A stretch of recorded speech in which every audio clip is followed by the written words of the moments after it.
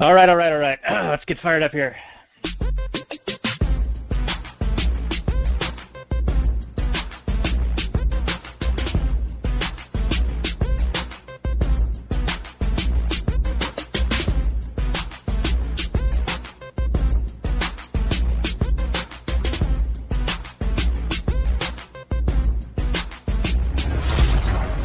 Maximum freedom. Read. Stay on target. Maximum freedom. Stay on target. Maximum freedom. Read Rothbard.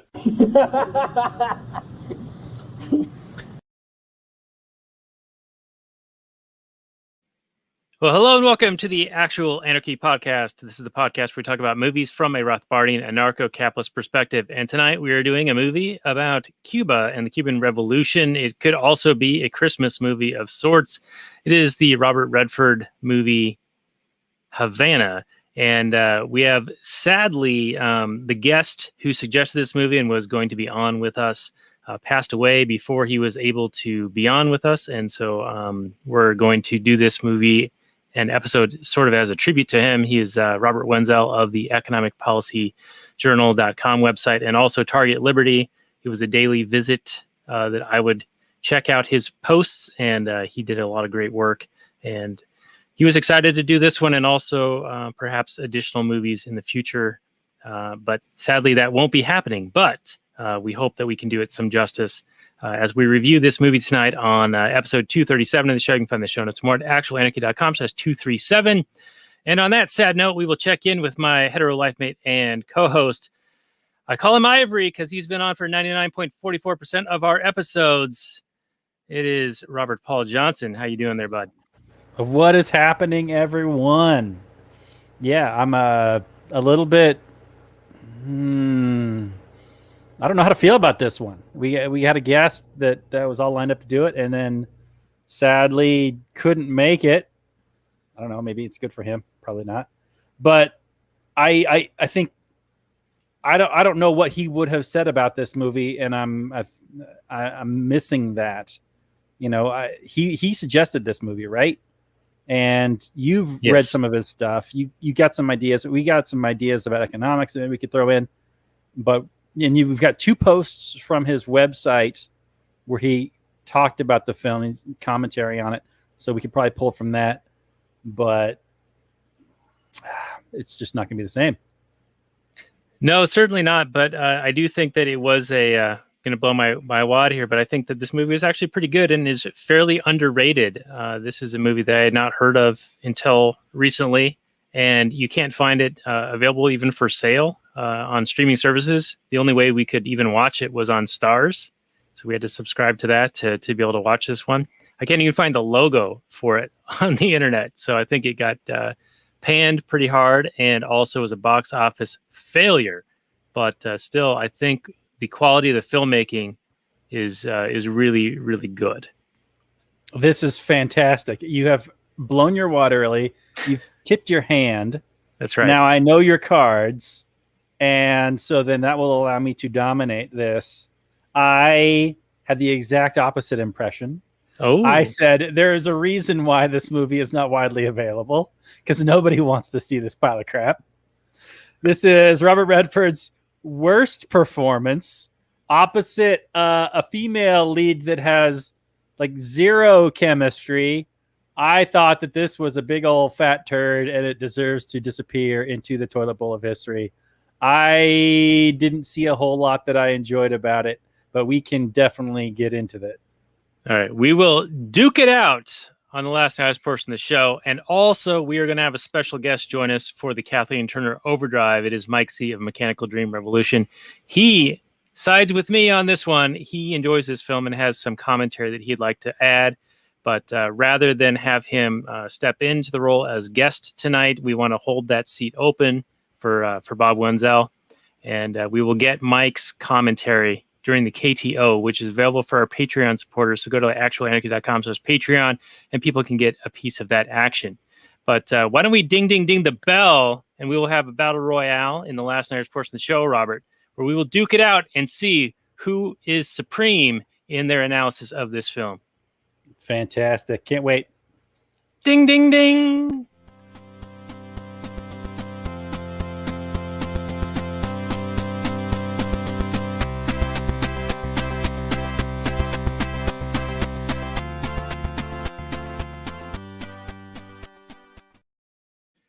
Hey everyone, it's Daniel Elwood and Robert Paul Johnson. We are the Last Nighters. You can find us at lastnighters.com and also on the Liberty Movement's YouTube channel. This is episode 180 of the show. And it's interesting because we are going to be having 180-degree different opinions on this one, Robert and I. I've already tipped my hand in the pre-show bonus content available for our Patreon supporters. Go to lastnighters.com/Patreon for that, where I have said I enjoyed this film. And Robert thinks it is a steaming pile of garbage, or I think he actually said turd. So 180-degree opinion. Now, the other thing I want to mention is that we did have a guest lined up for this. It was Bob Wenzel of Target Liberty and Economic Policy Journal, two great websites with really good content, daily postings and things of that nature. I would go there every day and check out the latest things for his musings on it. And he passed away recently, right after we set up doing this episode with him. And so he is obviously not going to be joining us, but I will try to do my best to present what I thought was some of his analysis of the film from some of the posts that he's made, and also just in general what he has written about over the course of time. He's a big proponent of Austrian economics and a private property society. And he also highlighted that recent events in politics over the last couple of years were like a socialist takeover. He was a supporter of the concept of Hillary over Trump in the 2016 election, not because he liked either one, but because he saw, I think rightly so, that Trump would be a lightning rod for galvanizing the left to coalesce against a common enemy and increase their power and influence and appeal. And I think that was maybe one of the reasons why he wanted to talk about this movie as related to present events going on in the country here. But anyway, before we get into that, let's say hello to my co-host, Robert.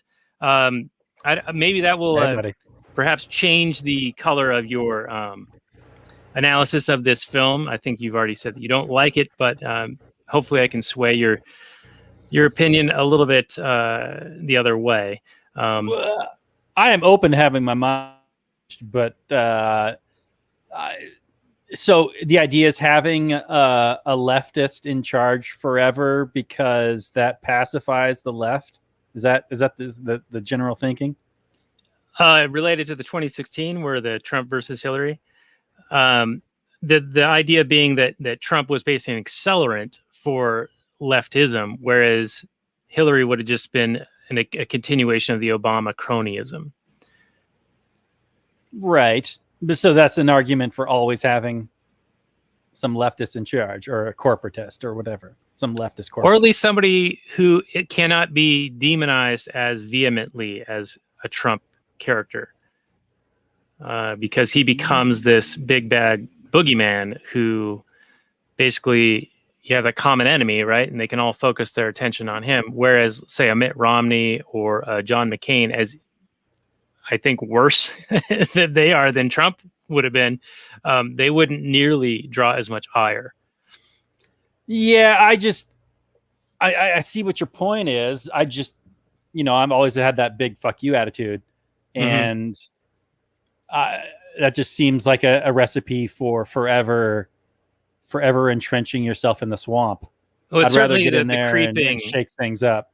Yeah, it's certainly the creeping. And I will agree that I think that Trump was far more entertaining. And I remember doing the 2016 election night texting with you and being like, holy crap, and kind of being excited about it, mostly because of the liberal tears and all that. But and for just the sheer popcorn value.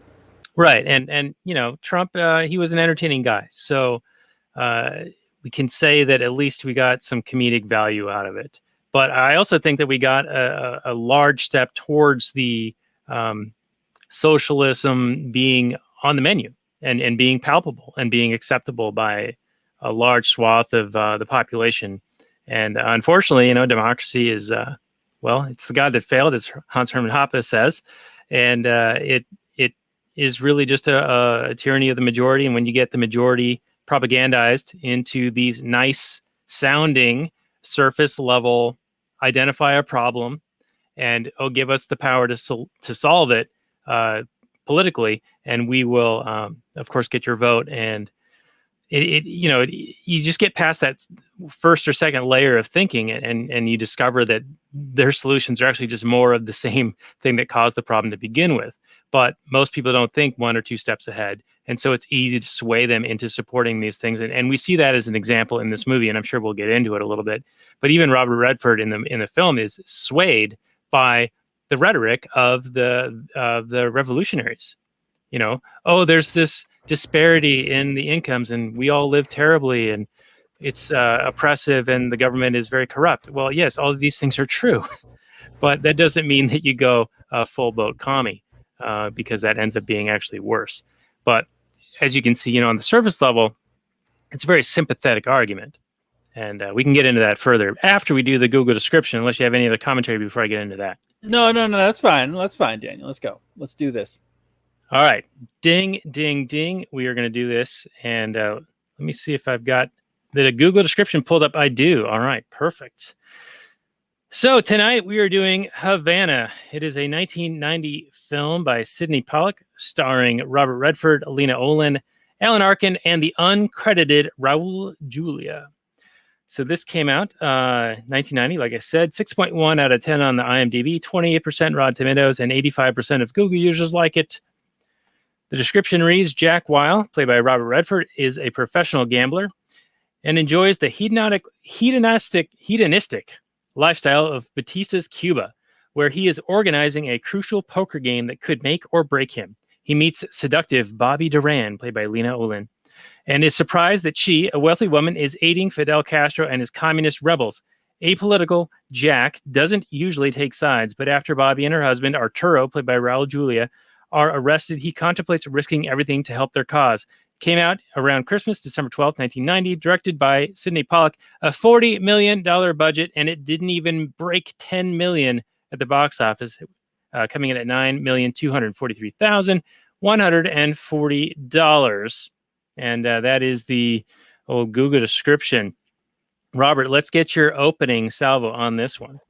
The market has spoken about this craptacular, not even slightly entertaining film. You can follow the story. You absolutely can. I wouldn't say at any point that I was engaged with the story, though. It was very much this kind of suave poker player guy who doesn't have a care in the world other than the big score. And then he meets this, quote, super really good looking lady. And that's about it. He wants to help her because she's very attractive. And she kind of plays the damsel in distress role. And that's the only real reason I could see why he was falling for this lady, other than the fact that she was like the other attractive lead in the movie. I didn't see her do anything to endear herself to him. I didn't really see him do anything to endear himself to her, other than to be a massive, like, constantly pursuing her, even though she was married. Homewrecker. But this movie was so flat and uninteresting that I was like, it even has a scene, the exact same scene of the ballroom on the final day of Batista, in that Godfather 2 has, right? It's the exact same scene, except exact same setting, right? It's the final, right? Yeah, this is celebration. Like the prequel. This is like the prequel to Godfather. This is like Godfather 1.5. Right. Yeah, so he's down there. It's Casablanca in Cuba. Yeah. And I mean, I appreciate that it had Meyer Lansky. I believe it's Lansky. They call him Meyer. I don't know if there's another famous Meyer than Meyer Lansky, who was in the mob, who was running gambling and whatnot in Cuba. So I think he made an appearance in Godfather 2 as well, or a character based on him. Must have been. Yeah. So I mean, these movies are very much similar. They cover kind of similar territory. I was like, how are you making a boring movie about the Cuban Revolution, it's interesting that they both movies kind of take a oh yeah, there's that revolution happening off in the hills, and it's kind of something, and people are kind of talking about it a little bit, but it feels far away, and it doesn't really affect them until it does. And then it's like, oh, this is real, and this is happening, and then all of a sudden everything's different. But in this movie, I didn't see why he was really falling for this lady. She was a block of wood, especially her acting was terrible. Robert Redford this is his worst, laziest performance I've ever seen him do. He must have been as equally uninspired by the script as I was. And all the other principals. The general, I forget his name, but the general guy, the Cuban general who's like corrupt or whatever. The head of the police force? Yeah, the head of the police force, and then the guy who ran the head of the hotel, who I've seen in a million movies. Alan Arkin. That guy, he was good. I mean, there were a few good like side characters who were just kind of playing themselves, but they did a pretty good job being kind of character actors that helped those scenes move along. But overall, I thought this movie was just a big long slog that, I mean, I didn't buy the love story. And this is a big love story. And if you don't buy the love story in a love story movie, then it's garbages and falls apart. You need to feel something at the end when he makes the big decision to reunite the husband and wife, and you got to feel for him, like, oh man, he's throwing away the love of his life. And oh, at the end, when he still goes back to the beach and he's looking for boats to come in, he's got that hope in his heart. And I was just like, I don't know, I guess this happened. I felt nothing. And so this movie was a big flat zero for me. I mean, it's watchable somewhat, and there's interesting things that we can discuss, like how he, how he's just this carefree kind of gambler guy, and he gets involved with these people who are very much, I don't want to call them like SJW type people, but you know what I mean? Like they have more feelings than facts. So they see an injustice and they want to fix it, but their solution, like you said in the pre-show, is more horrorness, more horribleness, giving more authority and power to one person to be a complete dictator over their lives, as if that's going to be better than Batista. I mean, I understand the desire for change, obviously, and they probably correctly figure out some injustices, but the few injustices they say in the movie are like, well, this kid doesn't have food to eat, or this kid doesn't have shoes on his feet, or whatever. And it's like, well, you have to give me a little bit more information in order for me to know that that's an injustice. I understand that from like the communist perspective, shoes exist, therefore everybody should have shoes. But from my view, just because someone doesn't have shoes doesn't mean that there's been an injustice. It doesn't mean that somebody's being oppressed. It just means that that person doesn't have shoes, and we can look into why he doesn't have shoes, but it doesn't automatically mean that there's an injustice that needs to be corrected. Whereas the characters in this movie are very much like, this character doesn't have shoes. We got to do something about that. And the solution, instead of buying the kid shoes, is to institute an oligarchical, dictatorial government over everybody to decide all the decisions for everybody's lives at gunpoint. That'll solve everything. Genius. Right. But I mean, as we see, the rhetoric is always focused on some perceived problem that is obvious to everybody. And they don't come out and say, oh, we're going to take over in a totalitarian way and establish total control over you. They say we're going to liberation. Right. Yeah. It's liberation. It's freedom. It's power to the people. We're going to take this back from this very corrupt and shitty government run by Batista, who's a fucking U.S. puppet, and that sounds appealing. It's a great sales pitch, and people are, of course, going to support that. And you get enough people supporting it, and you get, bad things that happen. Now, I don't know enough about the history of what was going on, but we see this in the film. There's CIA operatives, that Gourmet magazine guy. He's out there stirring trouble. He's a CIA whatever they were called before they were the CIA. OSS. Probably. Yeah, OSS operative. keeping tabs on the Batista puppet government regime of Cuba in the U.S.'s favor. And of course, despite there being the OSS there, and despite there being all this money and arms being funneled into Batista's government, it wasn't enough to keep it as a stable regime. And so there was enough of a focus of resistance to galvanize the peasantry class to resist him and eventually overthrow him. And it seemed as if all it took was for him to leave the country, and they won. Yeah. And in Godfather 2, Michael Corleone sees, and rightly so, that these people are willing to die for their cause, and the soldiers resisting it are being paid a wage, and that's why they're fighting. So obviously, one side has more at stake, and one side is going to fight to the death and is willing to go beyond what the paid soldier, the mercenary, is going to go. And so Absolutely. They have the ability to overcome the obstacle there. Yeah.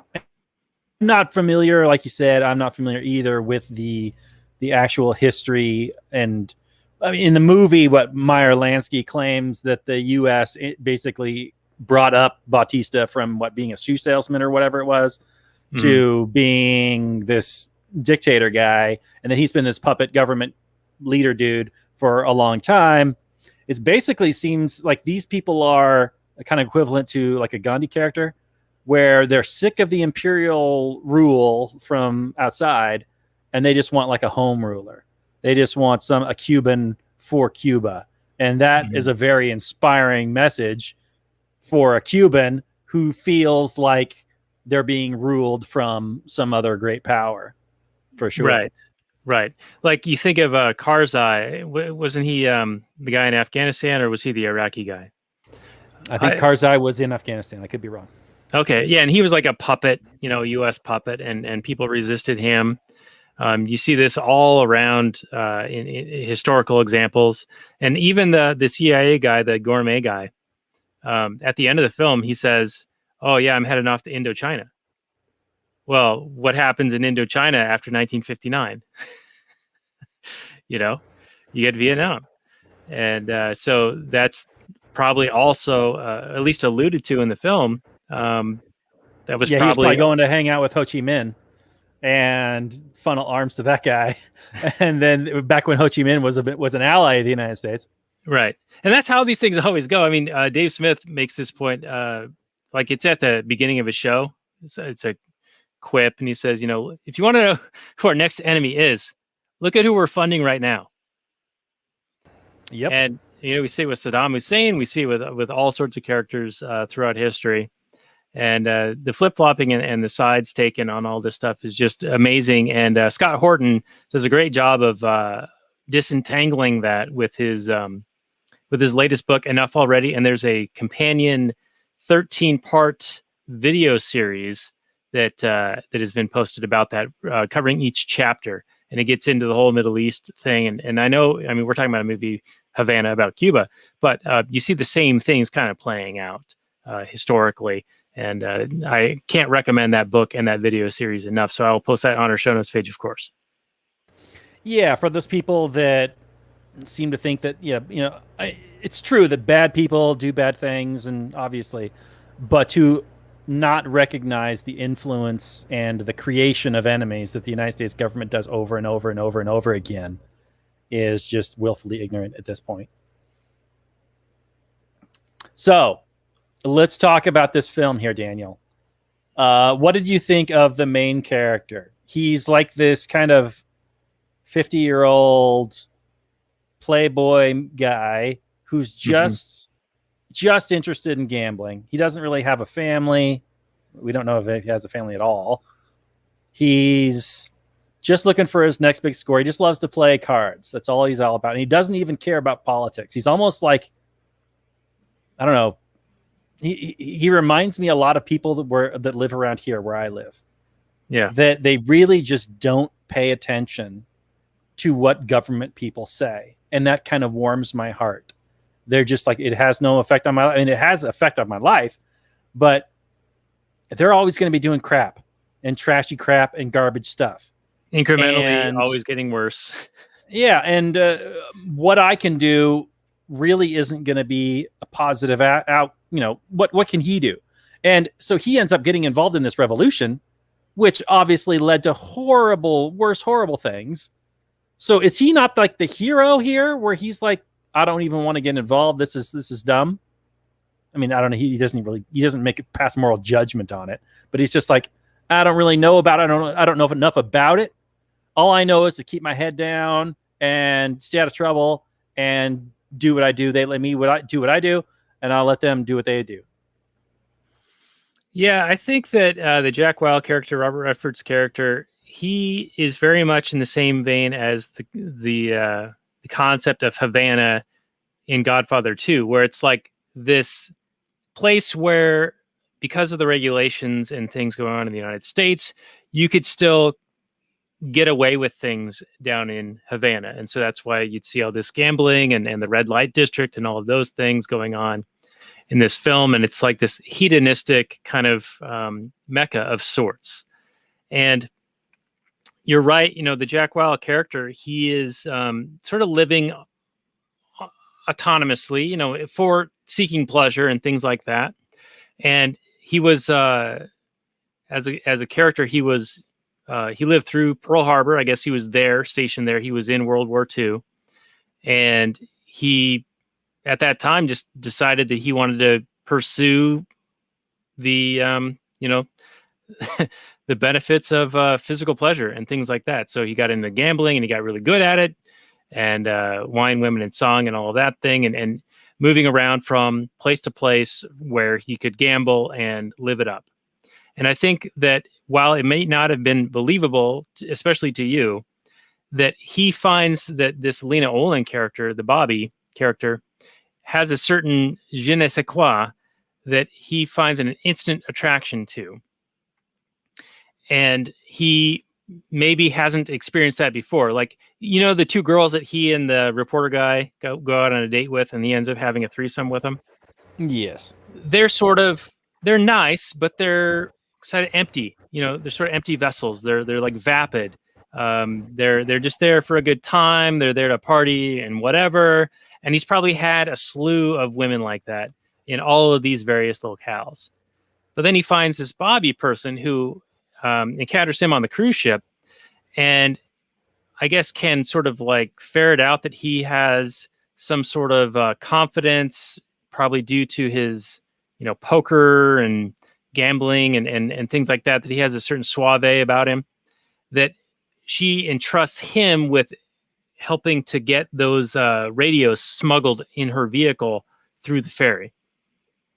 And so he has a certain set of skills. Now, I am a man of no particular skills, but the Robert Redford character in this has a certain set of skills, not Liam Neeson style, where he will hunt you down and find you, but as a way of, like, if not bumbling his way through something, bribing his way through something, or just through the sheer, you know, will of confidence or bluffing, getting what he wants.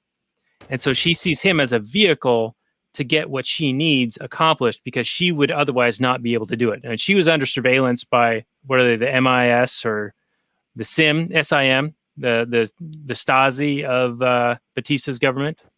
Right. And she's aware of this because she, you know, she's with the Raul Julia character, who is a big, prominent person in Cuba, but also happens to be sympathetic to the rebels, even though he's wealthy and has, you know, is generationally, like, his family has gives him a certain cachet and a certain amount of protection. Like, he even says, like, I'm at the level where I can't be tortured or I can't be killed or something like that.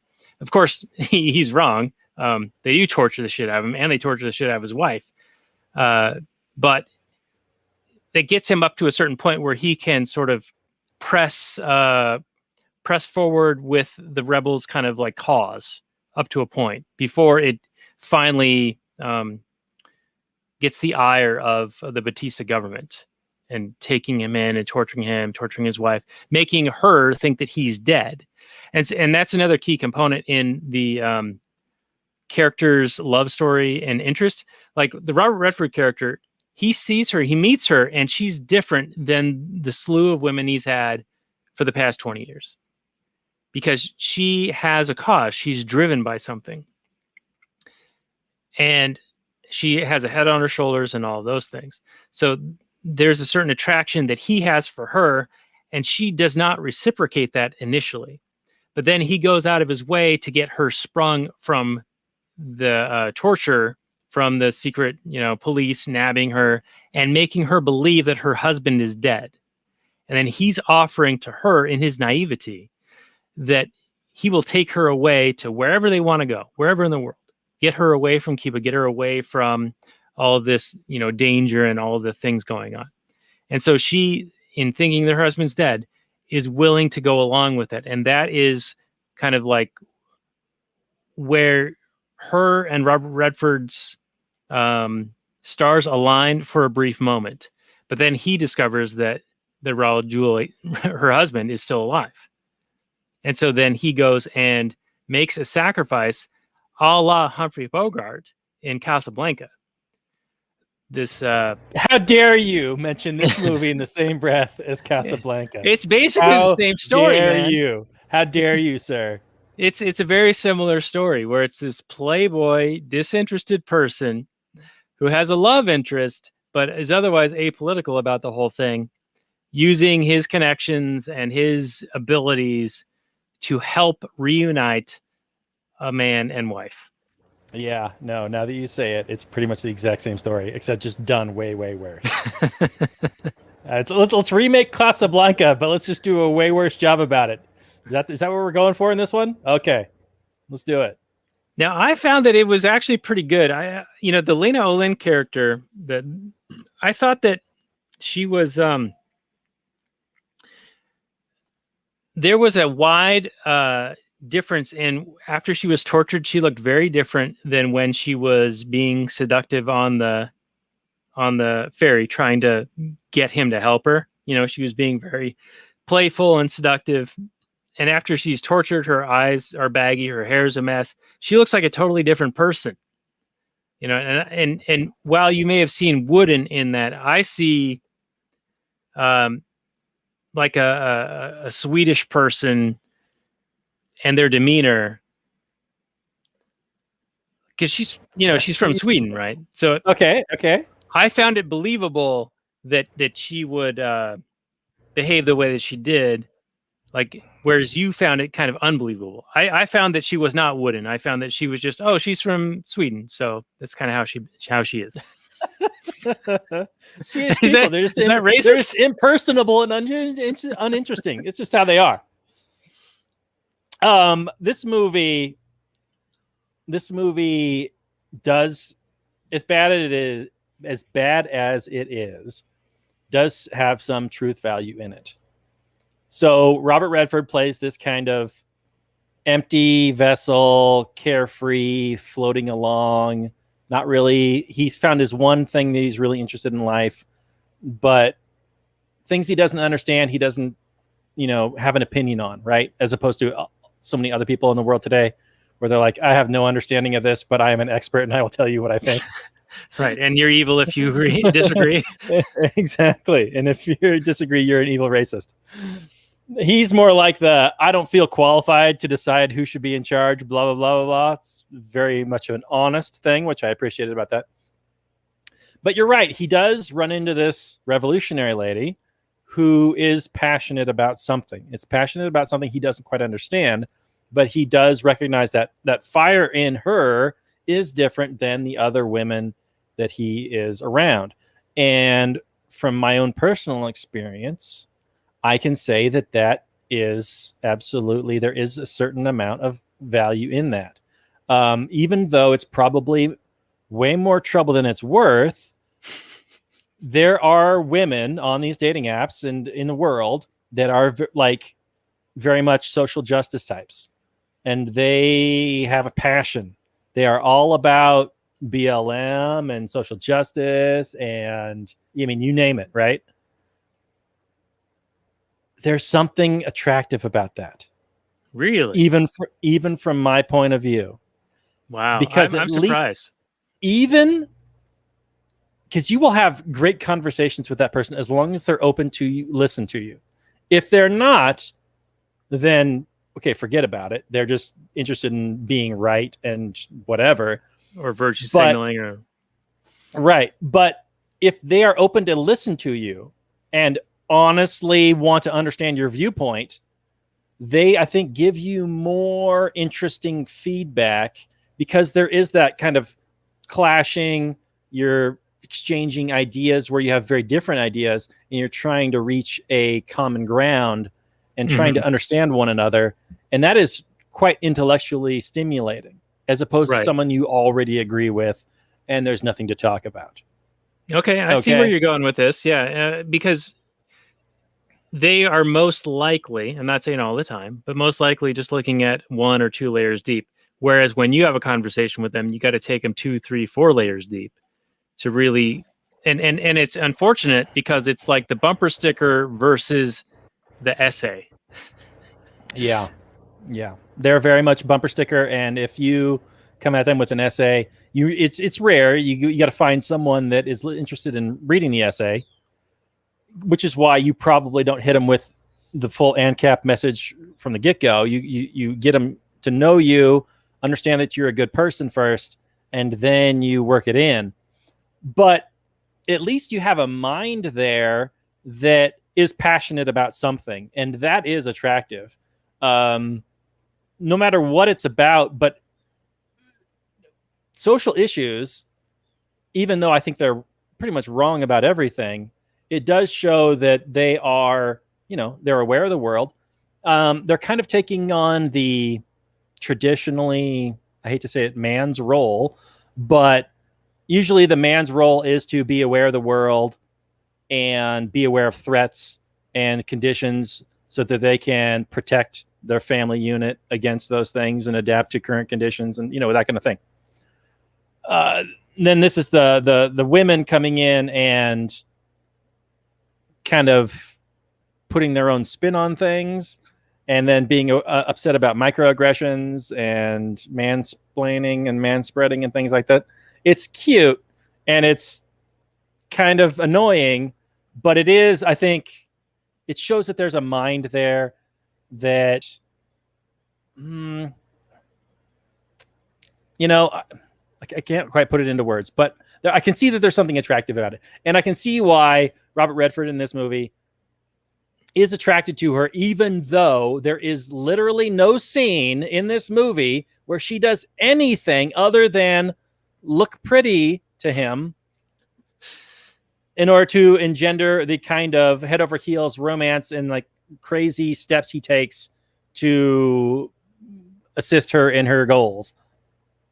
Yeah, I think this is a supply and demand thing for Robert Redford's character, where he has seen so much supply of the vapid party girl, and then he sees somebody who's different, and that stands out to him. And so he has that love at first sight kind of thing based on her passion about something important to her and her directness in her approach to him.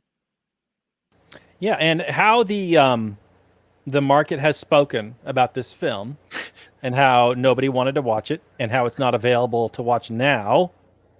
The market has spoken that this is a crap film and nobody cares. Nobody wants to see it. And they're right. There's a reason why Casablanca is a widely regarded masterpiece that is available pretty much anywhere. And Havana is something that you have to dig out of the trash to try and find. There's a reason why the market has spoken. People try to serve the market. Whoever owns the rights to this film is trying to serve the market. But the problem is they've got way too much supply and not enough demand. So they hide it on stars. It's just what it is. Right? All right. Well, since you are saying the market has spoken, I will now introduce some Bob Wenzel commentary related to this film. Sweet. Now, I think that his point in bringing this up was, I think, the dynamic between the easy bumper sticker message of getting the masses ready to revolt versus the essay, measured, like here's what the actual solution would be in this scenario, and how we in the United States are now heading into socialism, and we've just had like a year of essentially the means of production being seized and controlled by the government. I mean, we are essentially a social state right now in many respects. But I digress, and I will go to the two articles that Bob Wenzel put on his Target Liberty site. One is shortly after Donald Trump was elected. It was posted Saturday, November 19th, 2016, and it is entitled, "Why Donald Trump Really Isn't My President."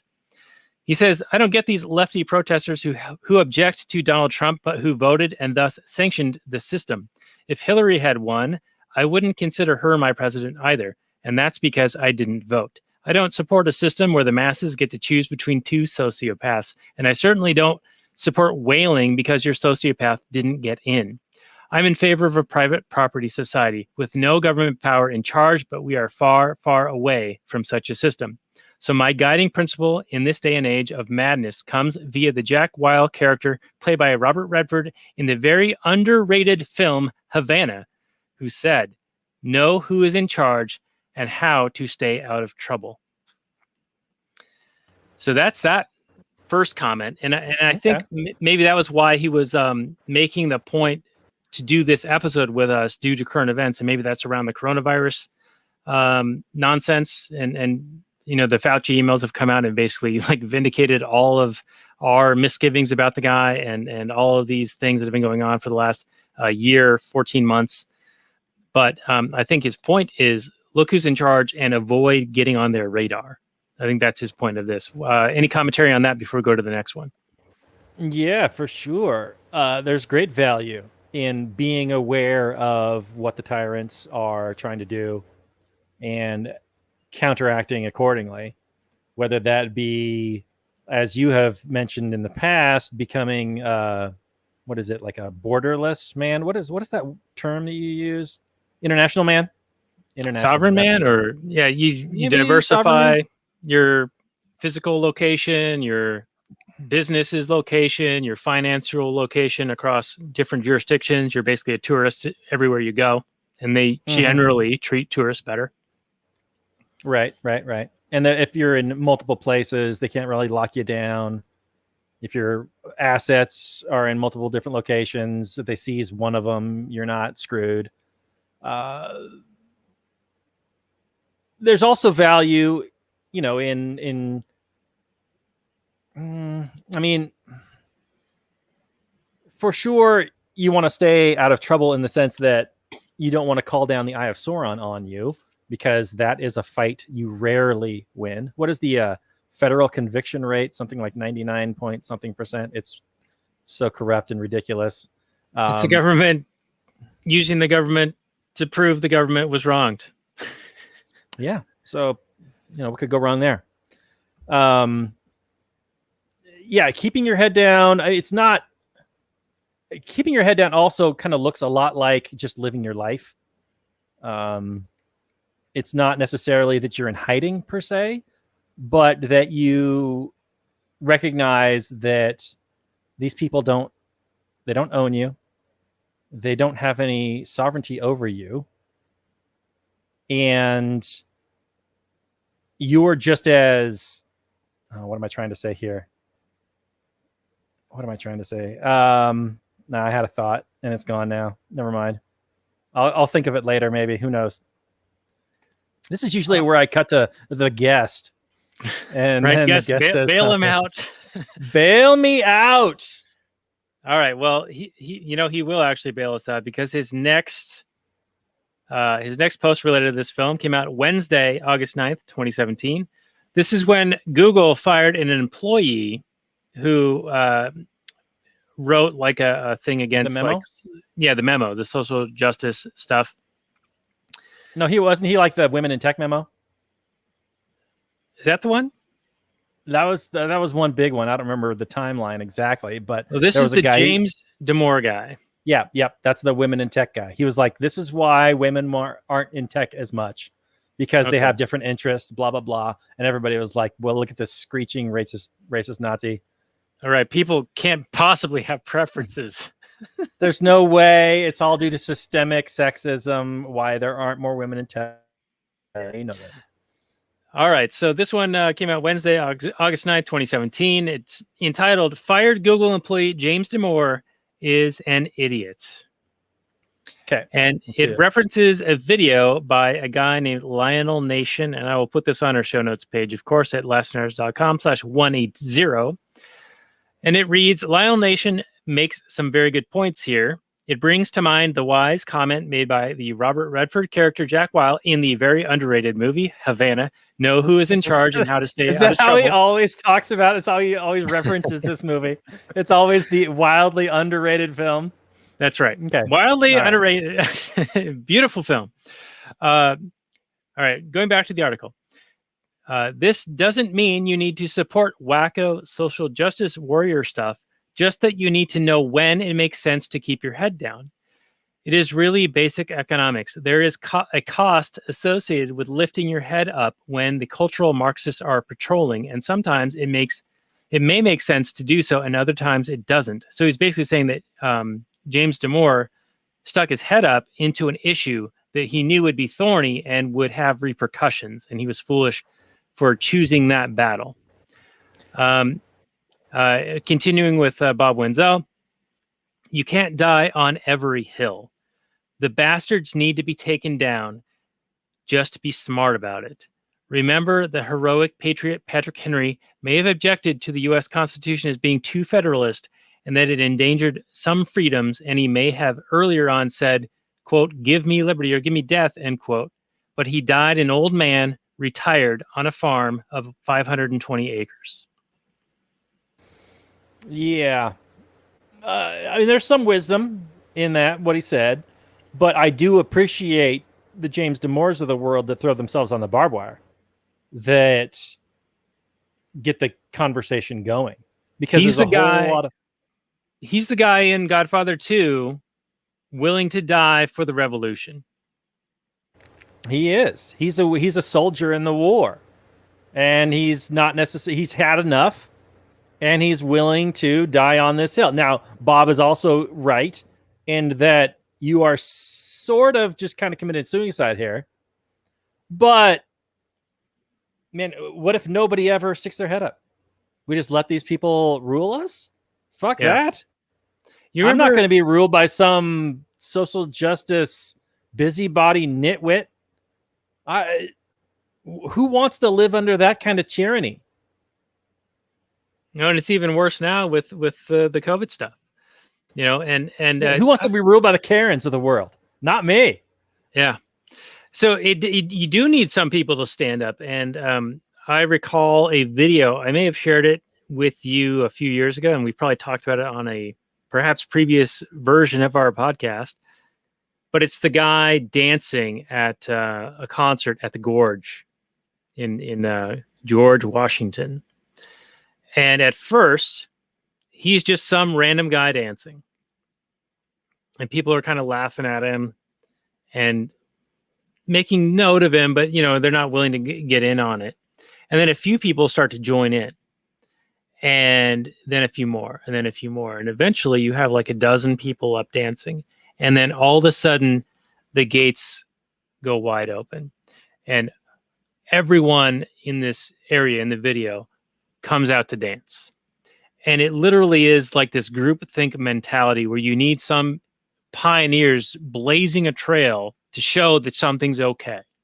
And that it's something is not stupid to do, that something is you don't need to care if you look silly or whatever, and you go against the convention, right?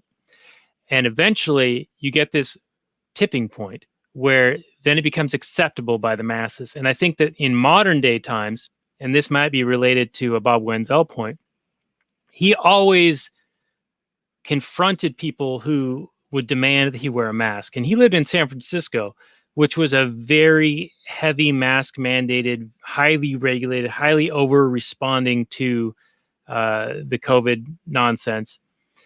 And he would challenge these people. And one of his points was he was willing to do the white lie to say he had a medical condition or whatever, to get them to back off, to force them to raise the stakes, right? And he called them the mini Maos. These are people who got a taste of power due to the circumstance, and they didn't want to give up that taste of power, but that he found that most of them would back down after being challenged just once or twice. Yeah, they are the bullies that believe they have the social backing to Right. bully everybody else. Right. Or And anybody they see that they think is out of line. right. And then going back to that dancing thing, I think that similarly, and especially now that it's been admitted in the Fauci emails, that even Fauci himself had said that these drugstore masks that you buy aren't really effective, and they're only Good at protecting perhaps people that effective. are already sick and then maybe going to stop a droplet or something. Yeah. Right. So he basically admits that he lied, and he's done this so many times. But the point is that now, and you probably for even longer than me, have been more and more able to normalize a bare face. And the more people that see other people out there with a bare face, it would become more and more acceptable again. Absolutely. 100%. Yeah. And the more and more James Damores of the world who can show you that it's okay to challenge this just beyond stupid thinking, that I mean, this is from the crowd. I mean, what he was saying was so blatantly obvious, and then he got thrown under the bus by these screeching harpies who say, how dare you, men and women are exactly the same, and the only reason women don't like to go into STEM is because they're held down by the patriarchy. And he's like, no, men and women have different preferences. Women like to go into social things, they like to be teachers, they like to be caregivers. Men and I like think he even said in go into generalities. stuff. He didn't say every woman. He said generally. He's like, these are the numbers. Men are just generally more interested in stuff, and women are generally more interested in people. And that's just the way our bodies and biology works. But the science denying left, who don't believe in biology anymore, screeched that he's this evil Nazi and he must be destroyed because he's a heretic to the orthodoxy. Right. And they believe in scientism, unfortunately, and they call it science. And we see it today where they believe in the high priest of science, TM, whose emails have just recently come out, and they're throwing cover for him. It's amazing. Tom Woods came out with an email just today, and he's going to have an episode out tomorrow, and it'll be out before this episode. So I'll put on a show notes link, lastnight.com/180. Because he's going to go through the creme de la creme of Fauci's emails, and where he admits something privately that he doesn't say publicly. He's like Hillary Clinton, where she has a thing she'll say privately and a thing she'll say publicly. Oops, I said the silent thing out loud. Oops. Exactly. Yeah. But what the fuck was my point? So anyway, the Tom Woods thing will come out. The Fauci emails are going to be discussed. In the email today, he says that somebody measured how much coverage this was given on the various media networks. Oh, yeah. And on Fox News, it was discussed 128 times over the course of 3 hours in a 24-hour period. On NBC, it was mentioned 3 times for a total amount of 3 minutes, something like that. And on MSNBC, I might be wrong about it. I'm making it up a little bit. But it was mentioned 1 time for 5 seconds. Yeah, I think there was a BuzzFeed article or something like that said, oh, Fauci, these emails reveal how much pressure there was on him. Yeah. And then that's all you have to say about it? The martyr. That's all you got to say? There's nothing else of interest in those emails that is worth mentioning? No. Just too much pressure on this one guy. That's the real story here. How could he possibly have been totally right every time? That's an impossible standard to live up to. How dare you? Right, but the hilarity ensues every time you listen to anything, any segment of him speaking for more than a minute. He will contradict himself within the very same minute. And yet, whatever he utters is deemed the science. Yeah, I know it's really bad. The fact that the science has gotten so political is really disgusting. There should be more and more people calling it out from all sides, from everywhere, that this guy is full of shit, and that the fact that anybody listened to him and took him too seriously is a disaster. A whole lot of policy was generated by what this asshole said.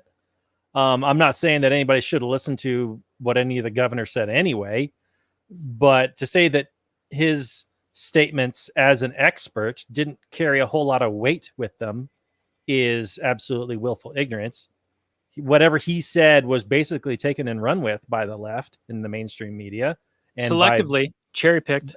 Right, absolutely cherry-picked to suit the narrative, and then crafted into policy by the governors, and willfully went along with by the Karens and the virtue signalers, and then even the willing or the unwilling, the people that go along, get along people.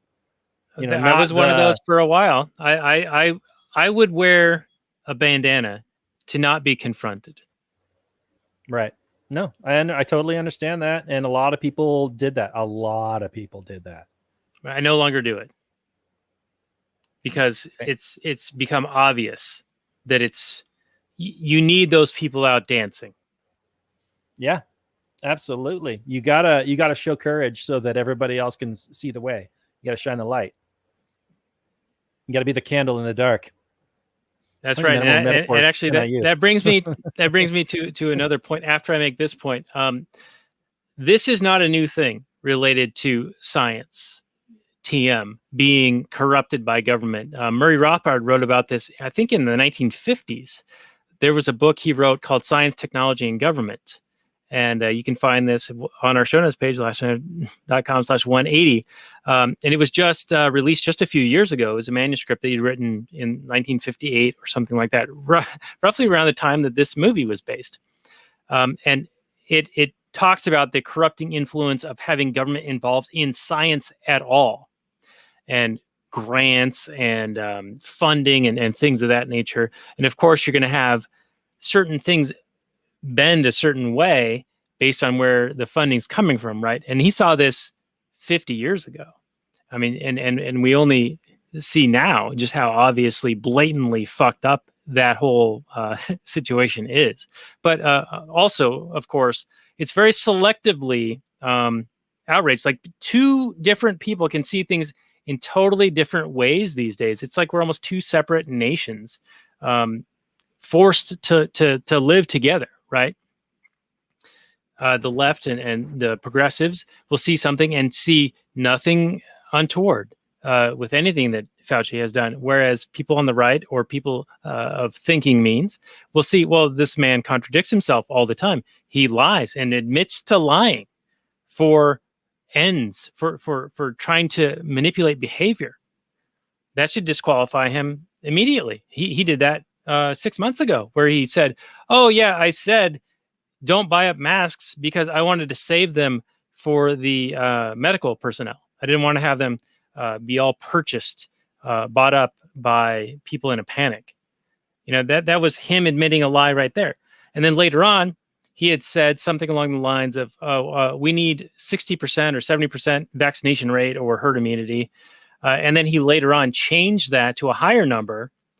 And he admitted later to changing that number, not based on science, but based on trying to manipulate behavior. And now the emails come out, which has much more to bear, obviously. Well, and that just endears him to the society controlling left people, right? Because he's doing it for a noble cause, right? Yeah, it doesn't matter. The ends justify the means. He was doing it because he wanted a good outcome. And so what if you got to lie to get people to do what trick you want? Those dummies, trick those stupid Trump supporters, those hillbilly rubes. They need to be lied to. They're not gonna listen to the truth. So yeah, absolutely. He's a wonderful, wonderful man. Yeah. All right. So my second point was you brought up the candles in the dark thing, and Lark and Rose, we went to the candles in the dark together, you and I, and in fact, our much of our logos and art is based on a photo we took there. But one of the points was brought up in a Q&A session where somebody said something along the lines of, well, what if we just stopped paying taxes? And of course, if only a few people do it, they'll come down on you. But at some point, there will be enough people not doing it to where they will be powerless to do anything about it. But unfortunately, and he was a victim of this, he actually went to prison, I think, for at least a year, maybe more, due to making arguments. And these were sound arguments as far as the legalities go, of he was not required to report this income due to Fourth Amendment violations or something along those lines. I don't know enough about it to really speak to it, but he wrote a whole book about it. I forget the name of the book. Do you happen to know? I'll post it on the show notes page, of course. No, it's not. It's not something the about the novel. dragon. Yeah, that sounds something like that. Yeah, you know what? Let me see. Rose Dragon. Kicking the Dragon. Yes. Kicking the Dragon is his book about his fight against the government regarding paying taxes and the sound legal grounds that he had, but he was still convicted and spent over a year in jail, where he wrote The Most Dangerous Superstition and or The Iron Web, which are both really good. Yes, I highly recommend anybody that hasn't read Most Dangerous Superstition. I have a copy of The Iron Web. I haven't read it yet, but Most Dangerous Superstition is definitely excellent. A bit repetitive. You get it. It's a lot like Atlas Shrugged in that sense, but still quite good. Like you get it in chapter 1 and 2, and then there's like 9 more chapters. There's 9 more chapters, and they're just like variations on the theme. And they're like, yeah, okay, I can apply it this way. Yep, I already get it. Yep, but it's still... there's still nuggets to be had throughout, so I highly recommend the whole thing. All right, so let's wind this back to the movie a little bit. I feel like I've sort of presented some of Bob Wenzel's points. One is know who's in charge and know how to get out of their way, but also know when to challenge and when to inspire others to do the same, to normalize freedom, and also that the goal, of course, is a private property society, and that Trump was a lightning rod for basically becoming a common enemy for the various factions of the left, and that was a misstep, politically speaking, as far as staving off future socialist expansion into political acceptability. Right. Okay, those are your points. I will counter as to why this is a garbage movie with what did the main character do that affected the plot? What did the main character do? Well, he got Lena Olin out of the torture murder prison. Okay. He bought the freedom of Raul Julia's character to reunite them, and inadvertently helped the cause of the revolution and the communist takeover of Cuba. Exactly. He helped further enslaving the population. Further enslaving the population of Cuba for decades to come. Which is why they still have the old cars like we see in the movie and in the background on the YouTube video here. Robert Redford's character is a villain who oppressed the people of Cuba. And he's the bad guy. We haven't even got the Che Guevara, the T-shirt icon. He wasn't in this movie, was he? No, as far as maybe there was the passing by of the military personnel from the rebels when he was driving out to the finca, the ranch house. And there was that dirty guy who busted into the house. Was that him? It could have been a Che type inspired character. Yeah. And it is Pride Month, and unfortunately, Che was not a fan of people of being celebrated in the month of June, and he murdered several of them. However, he is still a darling of the left. Because his crimes mostly go ignored. Yes. And willfully ignored. I don't think that there's a whole lot of historical curiosity among the left to really learn about the guy too much. I think he's just unless there's an atrocity committed by the Western cultures and white persons. Like apparently there was a Tulsa massacre that has become important to the left in recent weeks that happened 100 years ago or longer ago that they weren't even aware of 3-4 weeks ago. And right now it's of course an outrage. For sure. Yeah, I remember that was a big thing when that Watchmen series came out. Mm-hmm. That was a couple of years ago because they have a scene in that was about the Tulsa massacre. Yeah, so that was the reintroducing it into the cultural zeitgeist, and that is what outraged people. Okay, sure. There's always something to get outraged about. Yeah, which is the point that Bob Wenzel makes related to this movie, and how the bumper sticker slogans are easy to stand to post, and people get behind it. You know, it's easy to get people into something because it's emotionally charged and shallow thinking. Right, which is why the whole George Floyd thing took off like gangbusters. Mm-hmm. It was quite easy.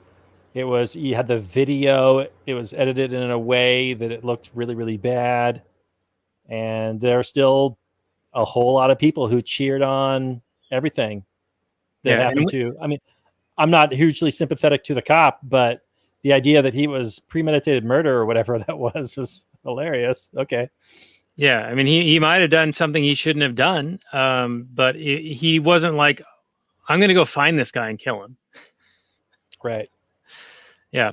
And to the other point, and we've made this point many times in the past, but the AOCs and the Bernie Sanders of the world, they'll often diagnose the symptoms of a problem correctly and be correctly outraged by it.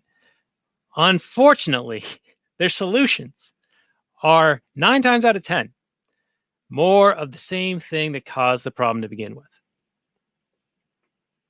Yeah. Yet they get people excited about it and clamoring for them to be empowered to do something about it, and which will, of course, exacerbate the very problem that they are pointing out as a failure of capitalism.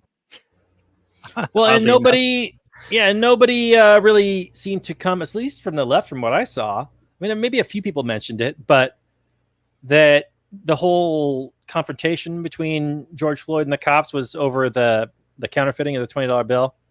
Which the Federal Reserve does every day, all day long. Which the Federal Reserve is like their modus operandi. That's all they do.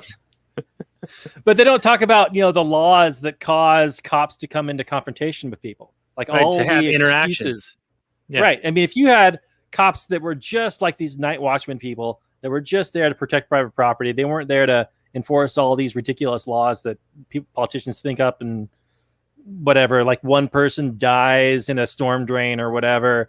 And so then there's a movement to make sure storm drains are a certain regulated size and blah, blah, blah, blah, blah. And then a politician gets to get up on a soapbox and talk about the dangers of storm drains and how they need to be a certain way and how these evil storm drain manufacturers just aren't doing it right or whatever. We need to make a law. They just want to make a buck. They just want to make a buck. They don't want to save people's lives. These callous people that are just profiting off of the death of these poor kids or whatever. And people need to talk about the reasons why cops interact with people. And that this doesn't come up. The left is always in favor of just one more law will save us. One more law will protect us. Just one more thing. It's always we're just always one thing away from paradise. And it's ridiculous and it's infantile thinking. Yeah. Anyway. All right, and I want to correct a misstep that I made earlier where I was talking about the cars in the background and in the film. That isn't necessarily because of socialism. It's actually because of sanctions by the U.S. Whereas if those sanctions weren't there, it is possible that newer vehicles would be available for sale in Cuba. Now, it's not. It was it's not the to say they'd embargo that have didn't. resources to buy them, but it'd be possible. Whereas now, or at least until Obama, I think he changed something in his last year or two in office, where the sanctions were diminished. But like, you can't even, like, before that, or maybe even now, I don't even know. But like, Cuban cigars were illegal. Like, if you couldn't buy Cuban cigars, you couldn't bring them across the border. It was contraband to have them. I mean, talk about fucking ridiculous. You know? Yeah. And it made them highly sought after. And they're like status Anytime you symbols to make go and something get 'em. illegal, it makes it scarce, it makes it rare, makes it valuable. Yeah, maybe I they don't know should if there figure was- that out. They know it. Yeah, maybe they have figured it out, and that's. Yeah, you know, I'm convinced that the drug war is purposefully pursued so that you can violate all the amendments of the Bill of Rights, have the surveillance state, and have, well, of course they needed to up the ante, right? They needed to take it up a notch. Bam, take it up a notch with the war on terror internationally, and now they're kicking it up another notch to where people like you and I might be under the eye of Sauron simply for just disagreeing with the mainstream left narrative. Yeah, good times. It's a wild time to be alive. May you live in interesting times. I'm afraid that we do. Anyway, we've been going pretty long. Any other points you want to make about the movie before we get into your final summary and review? And I hope that I have increased at least a little, marginally, your score on this one. Well, just because you can have a good conversation about a movie doesn't mean it's a good movie. You can talk about a turd all day long, talking about the little folds Polish and the it, wrinkles put in the lipstick on turd. it. You can do all kinds of things. You could admire the sheen and the texture. You can do all kinds of this doesn't change the fact that it's a garbage pile of a movie. You're right that it is just a retelling of Casablanca, but it's done with less charismatic leads, done with a far worse script. There wasn't a single time where I laughed, smiled, cried. There wasn't anything like that. And in a movie where this is like about, you know, it's a love triangle sort of thing where this guy finds the love of his life and he doesn't get to be with her. What kind of hack screenwriter and whatever director and actors can't make something heartfelt about that? It felt so flat. The movie's just at no point where I even care if they got together or not. I didn't care if they escaped. I didn't care if they when Robert Redford was driving up to the military. He's out in the countryside, and like these military trucks were coming at him. And I thought that they were just going to turn around and shoot him. And I was kind of hoping for it. And then there was another scene when he's got the girl with him in the car and they're getting strafed by airplanes. And I'm like, that's good. Time to end the movie. Let's take him out. It would make no sense narratively, but just put this thing out of its misery. Come on. So this movie, I can't recommend it. I don't know why Bob thinks it's so great. I appreciate that he finds some philosophical themes in the main lead character, that his kind of view on the world has some wisdom to it. I do appreciate that. And, you know, we can talk about the Cuban Revolution and communism and why it's bad all day long. So there's some value there. And then I also appreciate the poker playing aspect of it.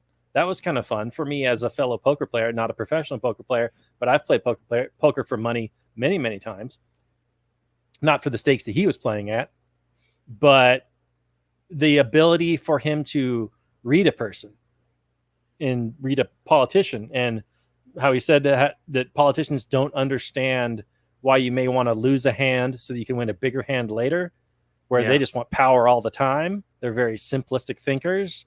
That was kind of fun how easy they were to beat for him. That's a nice little insight into humanity. Yeah, and the MIS guy wasn't like Mhm. that. Right. He was So almost there's his equal. some good stuff in the movie, but since the heart of the film is the romance, and it didn't work for me at all, I can't recommend the movie. I'm going to give this movie like a 3 out of 10. 3 Cuban cigars out of 10. So not Wow, not good. 3 Not- Habanas out of 10. That's terrible, man. It's not a good So movie. did Watch Casablanca instead. Watch Were you- Casablanca like 3 times in a row instead. were you considering a lower score than 3 prior to our conversation, or was it no effect on your score?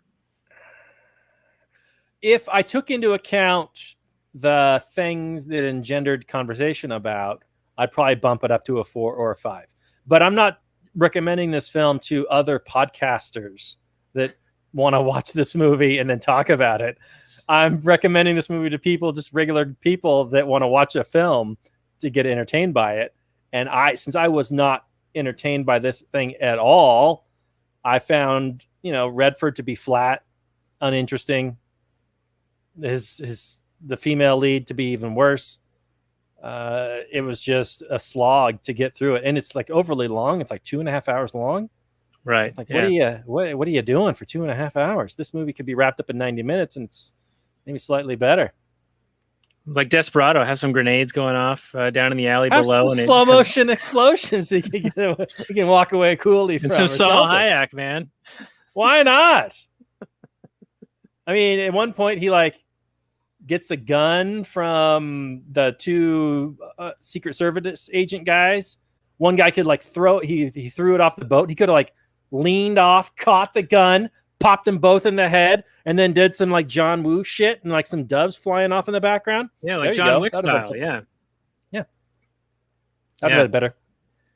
Yeah, that's a scene that was worthy of discussion as well, as was the poker stuff. And I was thinking that it was going to come up before the very end here, so maybe we'll do that in some the Kathleen Turner Overdrive bonus content available for our Patreon supporters at lastnighters.com/Patreon, on which we will also have Mike C. of Mechanical Dream Revolution, a 14-time guest who has Where he will tell me how wrong I am the whole Yes. time. he has an appreciation for this film. And so we will be doing that in the KTO. But before we get to that, I will do my final summary review. And I will give this a score out of a number of Habanas, not in an intern in a White House, obviously. That's an old joke. It's very dated. But I do have a blue dress.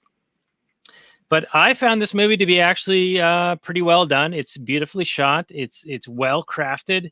I thought that Robert Redford and Lena Olin were fine lead actors. Alan Arkin was, of course, great. Raul Julia was great. And he was uncredited because he wanted top-line billing. But due to some contractual things with the studio, he was not going to be able to get that. And so he opted to not be credited at all. So you will not find his name anywhere in the credits on this film, even though he's in it for a fair amount as a supporting actor. So, and I think he did a fine job. But I think that this movie has some really good points that are brought up, mostly for discussion. And I like the retelling of Casablanca with the narrative of Godfather 1.5 in the background. I find it to be a pretty good movie, and I give it an 8 Habanas out of 10. So smoke that, Robert. I definitely think you are smoking something. To give this turd an 8 out of 10 is on the level of something that should be illegal. There should be some law. Maybe Inslee can come up with something. He's a genius. Jay Inslee is a political genius, and he, of all people, could come up with some kind of law that would create justice out of the crime that just happened. You know, the sad thing about democracy is that most people in this state agree with the guy and applaud him for his service and think he is, in fact, doing a great job when he is actually an inept, babbling idiot, in my humble opinion. Yeah, no. Well, I completely agree with you on that one. You are not wrong. You are wrong about this film, but you are not wrong in your assessment of that smiling jackass. Right. But unfortunately, I mean, this is why democracy does not work, because you can get enough people, the majority of people, ginned up on surface level, 1 or 2 layer deep outrage and get them to do whatever you want. Whereas it's the bumper sticker versus the essay. And that's essentially what you're dealing with in the political realm. And so it's always tilted in favor of encroachment and expansion of power. It is. All right. Did All we right, do so this one justice? I don't know. I think Bob would have had some genius nuggets to throw at me, but overall, I think we did okay. Yeah, I hope we did okay. Bob Wenzel, if you can see this, I hope that we did all right. I know that you would have had far more insightful things to say, but I tried to represent some of your opinions that I'm aware of about private property society, the Minnie Mouse, the Trump versus Hillary, and the ability to grow socialism as a result of having the common enemy, and that the ideal state is a non-political private property society.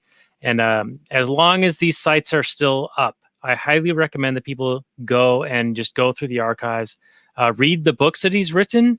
He has 2 or 3 books. One is called The Fed Flunks, and the other is A Private Property Society. And we'll, of course, have them on the show notes page. But go to economicpolicyjournal.com and also targetliberty.com and read some of his past stuff. They're really short articles. They're hot takes on current events at the time.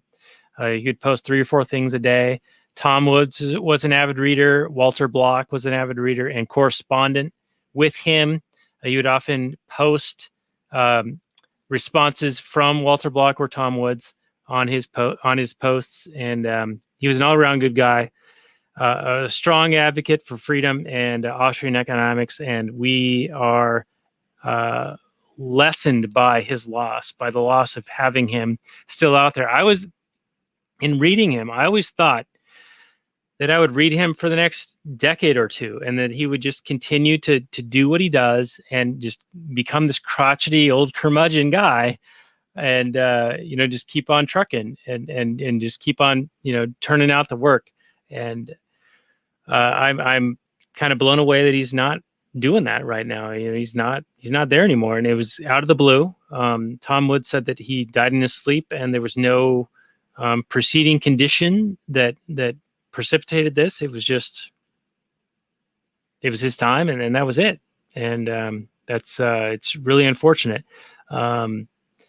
He upon my invitation to have him come on for not this movie, but actually a different movie, and then he suggested this one.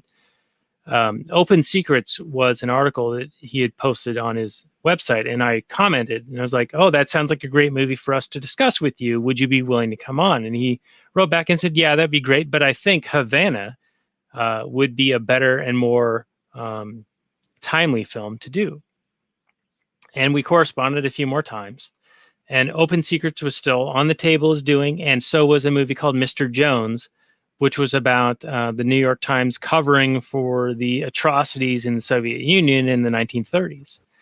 And we were basically going to be doing a 3 or 4 movie, set with him. And this would have been the first. And unfortunately, none of those are going to happen. So we will, of course, do those movies. And this one, we held space for him. We held the chair open for him as a sort of tribute or honorarium.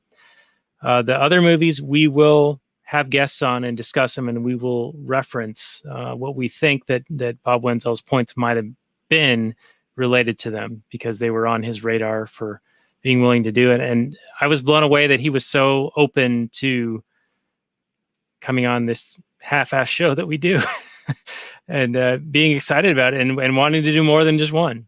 So anyway, Robert, why don't you I'm tearing up a little bit. Tell the audience what they win if they support us and how they can do that. Oh, you win all the virtual hugs and thanks and gratitudes from us and Hey, we just want to thank you for listening to this episode, this first duo episode in quite some time. Hopefully the ghost of Bob isn't too upset about our treatment of his film and my take on it, especially.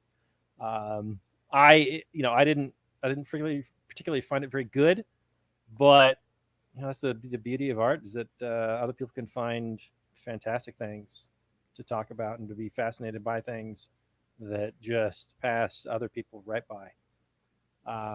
And that's why I keep, I don't know, I kind of find a lot of doing this show a lot of fun. And I'm glad, I mean, it makes me happy and excited when I hate something and other people really like it, or vice versa. But especially when I hate something and other people really like it. That's probably, because then you get to find, hear some newfound appreciation for something. And I wasn't necessarily convinced tonight. Maybe if Bob had been on, he would have maybe convinced me a little bit more. But life comes in and suddenly rips things away from you, and that's why it's most important to let people know that are in your life that you love them and you care about them, and that you value their presence and their ideas and their thoughts and all the wonderful things that they do for you and for others. And that's how you can support us right now, is just to appreciate the people you have in your life and to let them know that you appreciate them. Okay. All right. Well said, Robert. You never know when they're going to be on a podcast and then they die to get out of having to do it. You never know when that's going to happen. Well, hopefully this does not ever happen again. Now, we have done another episode in honor of a past guest. We did Brazil. This is probably 2-3 years ago, with a suggestion by Louis Lieberman, who wanted to do an episode with us on that, and he died. And then we did an episode in honor of him. But let's not make a habit of this. Please, people that's right, who are going to be our guests, don't die for a long time. Please. Just put on a happy face. Living. Concentrate on living, breathing. Keep doing that over and over and over again. I know it gets tiresome to keep everything, but you just got to keep doing it. Right. Give you something to look forward to, your next appearance on our show. And speaking of our next appearance, Ben Johnson, who was our guest for Gentlemen Broncos like a year ago, he's coming back. And Ben, you better come back next week.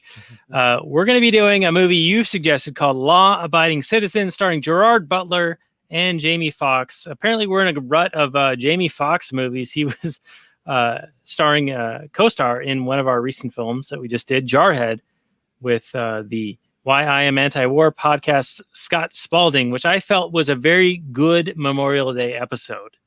And that's the one that we did just before this one. So we're going to be doing Law Abiding Citizen next week, and it should be a lot of fun with our buddy Ben Johnson, who was on for the movie that Robert did not review with us on the episode, but did so in a bonus content, Gentlemen Broncos, of Napoleon Dynamite director fame, Jerusha and what's the other guy's name? Jared and Jerusha Hess. That's right. Wow. Sometimes you know stuff, and I'm just impressed. Apparently, some of it sticks. All right. Nice. So we're going to get into some Kathleen Turner Overdrive bonus content with our buddy Mike C. of Mechanical Dream Revolution. You can check out his latest work at mechanicaldreamrevolution.com. He's been a 14-time guest, and he's going to give us our take on this movie, Havana, in the Kathleen Turner Overdrive, available for Patreon supporters. Go to lastnighters.com/Patreon. Support us with whatever Federal Reserve note denomination of your choosing, and you will get bonus content from us. And we look forward to having you join us for that, because that means that we get some moolah, and also you get extra content. So anyway, it's a great deal. It's a good deal. Check it out. lastnighters.com/Patreon. Anyway, join us next week for the Law Abiding Citizen with Ben Johnson, and we will see you guys all next week. And I will say good night from last night, everyone. Peace out and maximum freedom.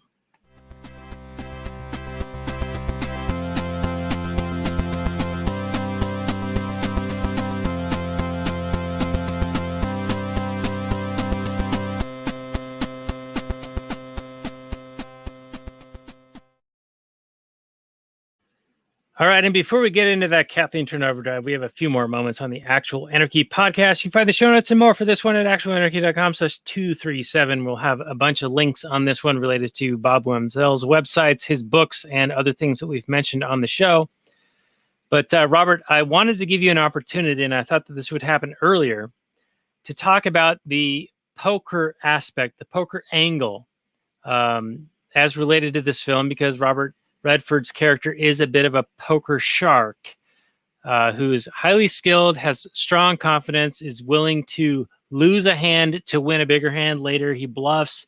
All of these things, these nuances that go along with the game of poker. And I know that you are a player of sorts, and so you have some awareness of this. I myself am terrible at poker, even though I try to be analytical and try to do these things to, sometimes I'll bluff, sometimes I'll blow a hand on purpose, but I always end up losing.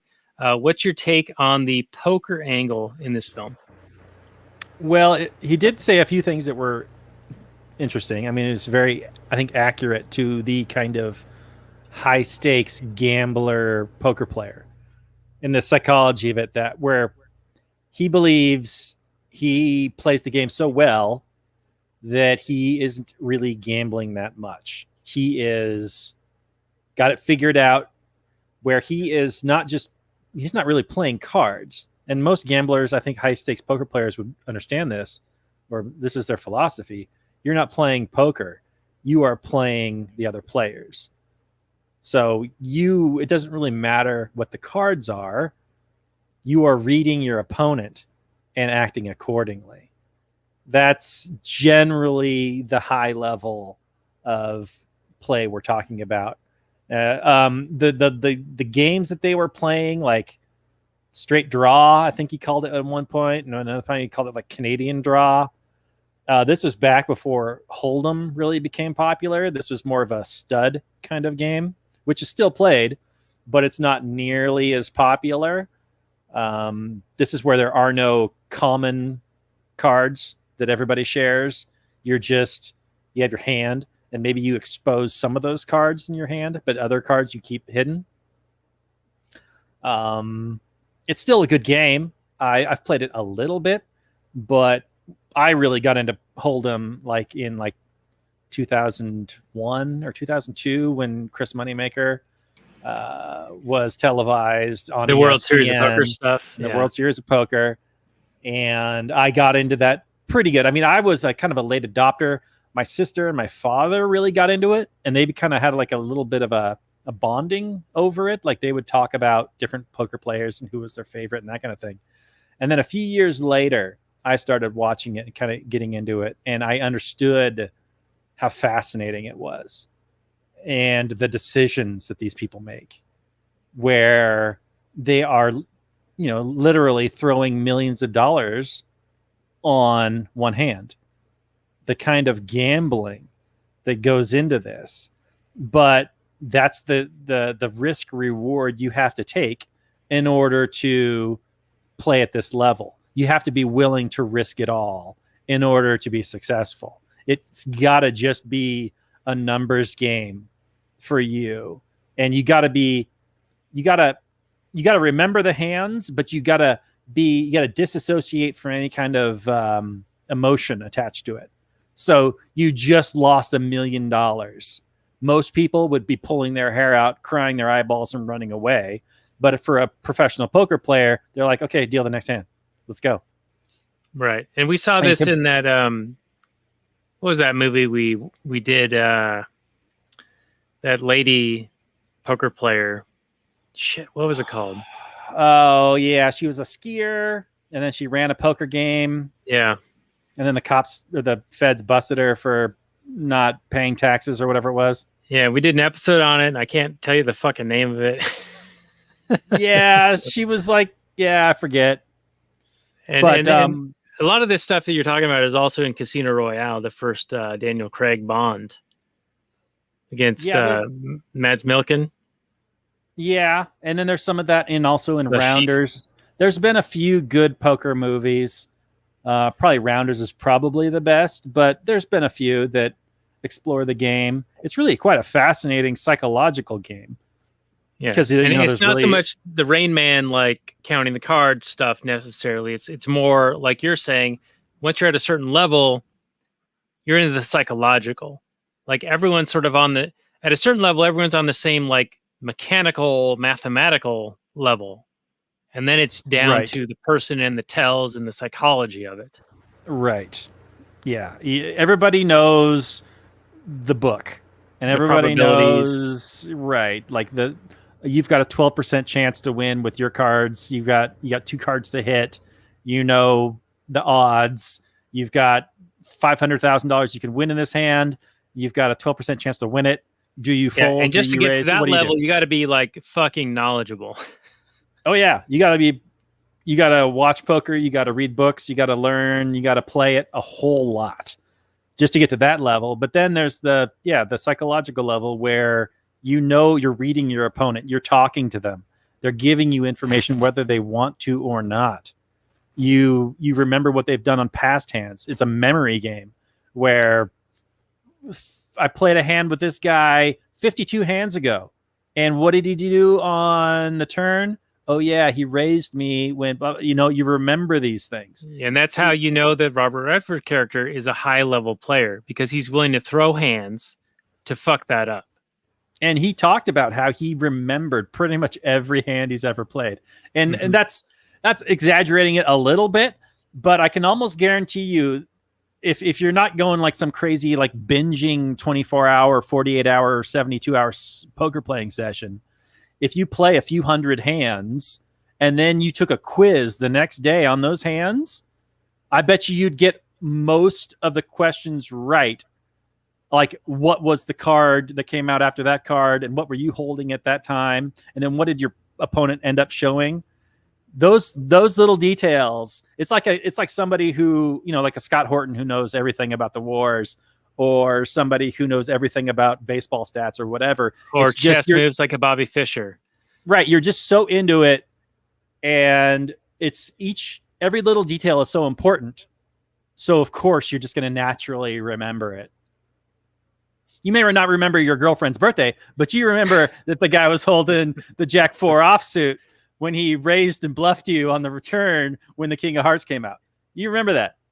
Right. I know that my wife and my anniversary is coming up, but we make a joke that we don't know like which date it actually is. I mean, I actually do know, but I play along. Nice. You play along. Yeah. But it's our 10-year coming up. Wow. What is that? Is that diamond? Is that no, it's crystal? Tin. It's tin. Tin? That doesn't sound very special. Get the fuck out of here with your dumbass tin. I looked it up, man. It's tin. All right, so what do you do? What do you got to do? You got to get her some. Well, I can't. She listens to the show, my man. I can't divulge. She get her a case of Fresca. I get her some fucking sardines. Nice, perfect. She loves it. Yeah. Anyway, we should wrap this up so we can get to Kathleen Turner Overdrive, available for Patreon supporters, where we're going to get a take from Mike C. of Mechanical Dream Revolution on this movie Havana, because he actually says he likes it a lot and sees a lot of meaning in it, and so he's going to rake you over the coals, my man. Perfect. Can't wait. All right, bring it. Let's do it. So, people, give us likes and subscribes. Give us money at Patreon. Go to actualanarchy.com/Patreon. Also, buy things on our links. Go to actualanarchy.com/237 to find the show notes page, and also the various Amazon links to the Bob Wenzel books and other things, other such sundries.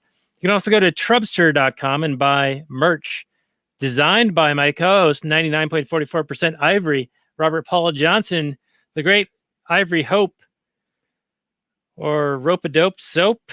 Nope, I don't know. And I'm fucking rhyming. I think I've had too much gin and tonic tonight. But anyway, join us next week for what's called? Law-Abiding Citizen. That's right. Law-Abiding Citizen with Bob. Ben Johnson. What? That's right. What? You're Bob. No. Man, falling off the fucking rails tonight. All right. Actualanarchy.com/237. We'll see you guys all next week. And peace out. Maximum freedom, everyone. Bye. See you next. Bye.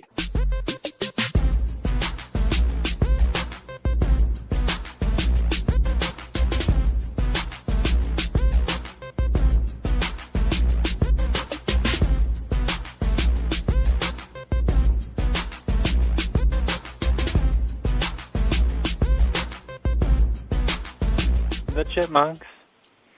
CHIPMUNK. We're the Chipmunks. Guaranteed to brighten your day. Do do do do do do do do do do do.